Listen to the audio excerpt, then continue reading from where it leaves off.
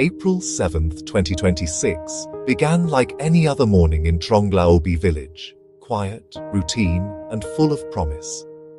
The sun rose gently over the misty fields, casting a golden glow on the simple homes and the people beginning their day.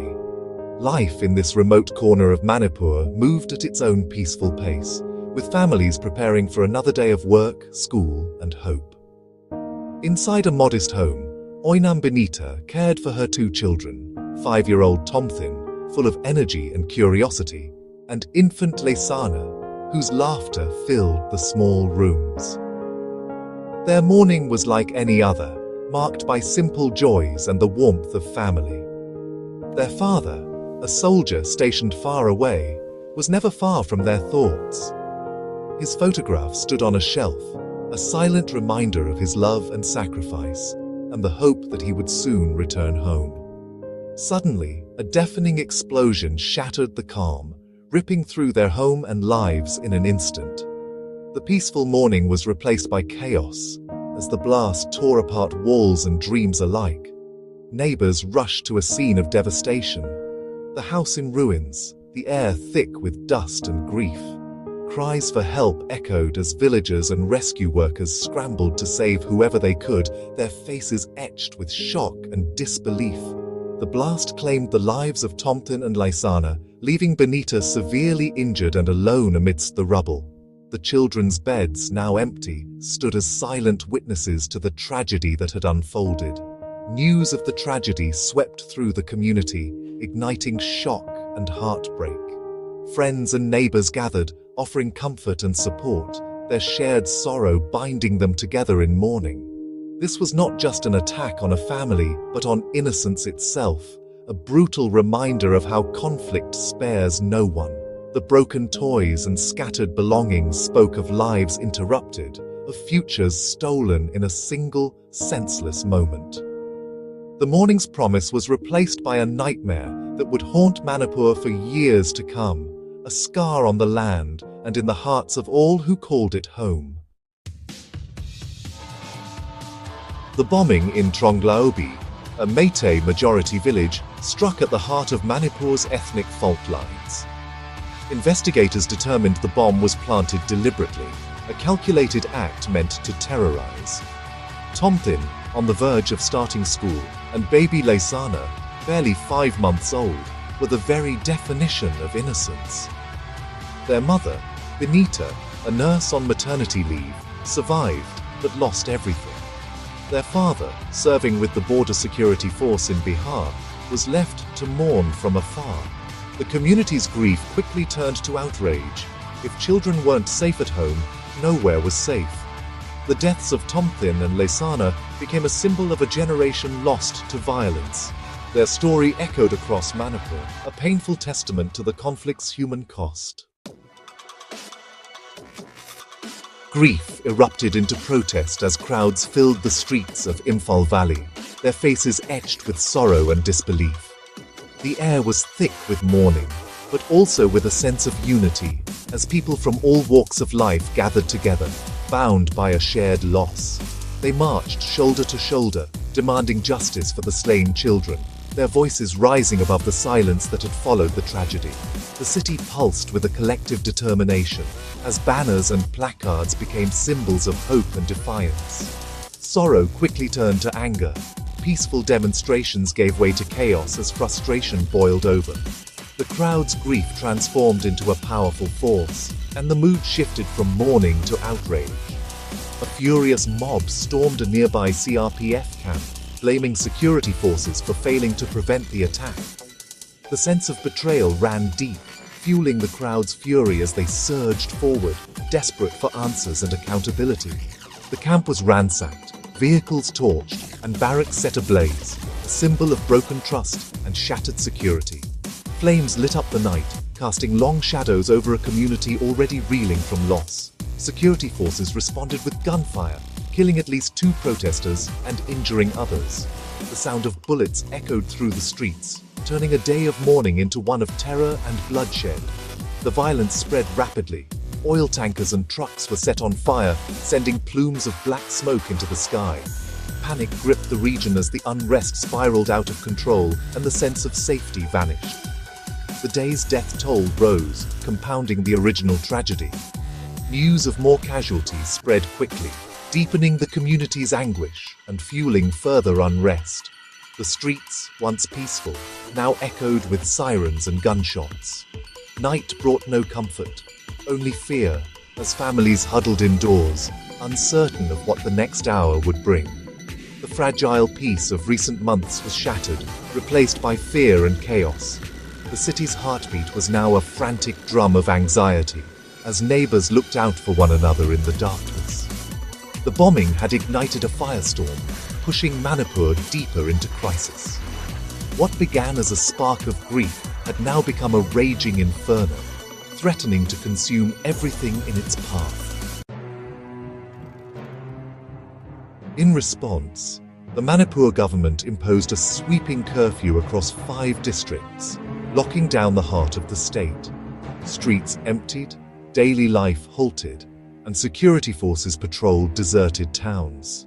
Internet services were cut, aiming to curb rumors and prevent further violence, but also isolating families. Reinforcements poured in. Army, paramilitary, and police flooded sensitive areas, setting up checkpoints and patrols. Chief Minister Yumnam Khemchand Singh condemned the attack and handed the investigation to the National Investigation Agency.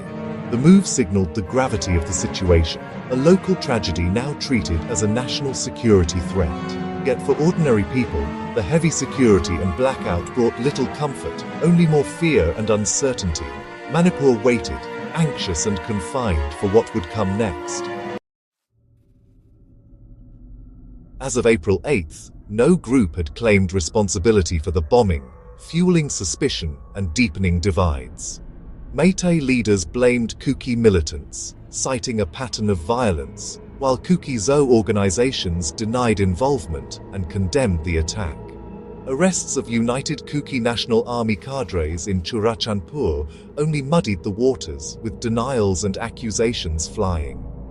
The truth remained elusive, lost in a fog of rumors and mistrust.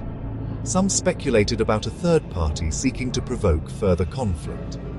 Until the NIA uncovers evidence, Manipur is left with fear, suspicion, and the threat of more violence. The uncertainty is a poison, keeping everyone on edge.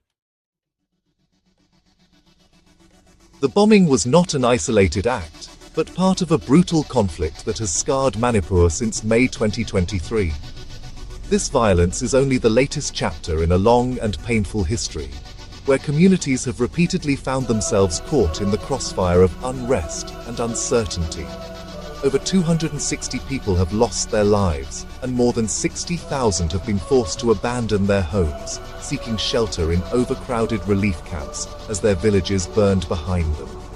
Families have been torn apart, and the trauma of displacement lingers in every corner of these camps. The state is now divided along ethnic lines, with buffer zones patrolled by security forces. Once close neighbors now live on opposite sides of barricades, separated by suspicion and fear, their daily lives shaped by the presence of armed guards. Farmlands are cut off, livelihoods destroyed, and communities segregated by fear. The fields that once fed families now lie abandoned, and the rhythm of rural life has been shattered, replaced by anxiety and uncertainty about the future. The psychological toll, especially on children, is immeasurable. Young minds struggle to make sense of the chaos, haunted by memories of violence and loss, while parents do their best to offer comfort in a world turned upside down. The April 2026 attack shattered a fragile calm, reigniting old wounds and fears.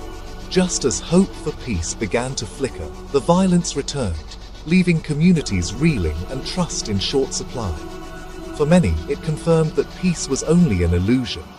The sense of safety that had slowly begun to grow was swept away in an instant, replaced by renewed anxiety and despair. Despite thousands of security personnel deployed across the region, no one feels truly safe.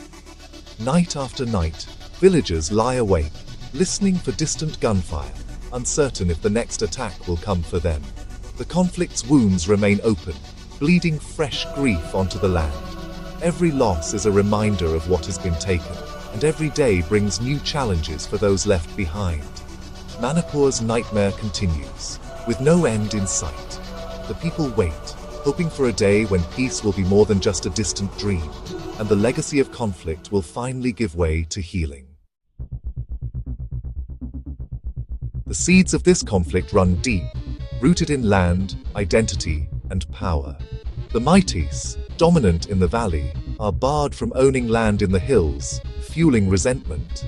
The kuki tribes, protected as scheduled tribes, fear meitei encroachment and loss of ancestral lands. Tensions exploded in 2023 over a court order considering ST status for meiteis, threatening tribal rights and quotas. The kuki feel marginalized, citing neglect, targeted crackdowns, and a lack of development. Demands for autonomy have grown as mistrust hardens on both sides. Political actors and armed groups exploit these fears, deepening the divide. Two communities, once neighbors, now see each other as existential threats, making peace ever more elusive. One day after the bombing, Manipur is paralyzed by fear and uncertainty. Curfews have emptied towns, markets are shuttered, and armed patrols dominate the streets. The internet blackout has isolated families, fueling anxiety and rumors. Security forces search for culprits, but their presence is met with both relief and suspicion. The valley and hills are now almost completely cut off from each other. Economic life has ground to a halt. Children can't attend school, and daily wage earners are left without income. The social fabric is fraying, and the risk of renewed violence hangs over every household. Manipur is suspended in a tense, uneasy silence, waiting for the next spark. The path back to normalcy seems impossibly far away. The deaths of Tomthin and Lysana are more than a tragedy. They are a warning. When hatred divides communities, violence spares no one, not even children. This conflict's true cost is measured in grief, lost futures, and a generation growing up in fear. If justice is not found, suspicion and revenge will fill the void, making peace a distant dream. The children of Manipur deserve better than barricades and curfews. Their stolen lives must be a wake-up call to end the cycle of violence. Leaders on all sides must find the courage to choose dialogue over division. If we ignore this warning, the silence that follows will not be peace, but the silence of loss. Don't forget to like, share, and subscribe for more such informative videos. Let me know your thoughts in the comments below.